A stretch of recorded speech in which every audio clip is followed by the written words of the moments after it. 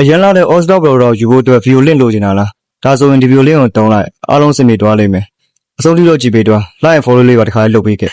နောက်ပြီးတော့ဗာလဲလေကုတ်ကဘယ်လိုယူရမလဲ24နိုင်ဆောင်ပြီးရင်နဲ့ဟုတ်ပြီဒါကိုလည်းတစ်ချက်ပြပေးမယ်အရင်ဦးဆုံးဒီမှာကက်ထဲကိုဝင်လိုက်ခါလေးဆောင်ပြီး line မကောင်းနေလို့ဒီမှာအရင်ဦးဆုံးကက်ထဲကိုဝင်လိုက်မယ်မမီတော့ဒီလိုလေးပို့လာလိမ့်မယ်ခဏထက်ဆောင်ပြီး line နေကြာနေလို့ဒီလိုလေးပေါ်လာပြီဆိုရှင်ခဏလေးပဲဆောင်ပြရတော့မယ်ဒီမှာပေါ်လာပြီဆိုရှင်အဝါတန်းလေးတွေ့လား smart now ဆိုအောင်နှိပ်လိုက်ခဏလေးတစ်ချက်ပြပေးမယ်ဒီလိုလေးပေါ်လာပြီဆိုအပေါ် TikTok နှိပ်လိုက်အဲ့ဒါပြီးလို့ရှင် TikTok video လေးကိုကောက်ထည့်လိုက်ရုံနဲ့ထိပ်ပေါ်ရှင်ဒီမှာအင်္ဂလိပ်ကိုရွေးလိုက်ဒီမှာ TikTok video လေးကိုတစ်ချက်ထည့်ဖို့အတွက် TikTok ထဲမှာသွားပြီးတော့ copy သွားယူမယ်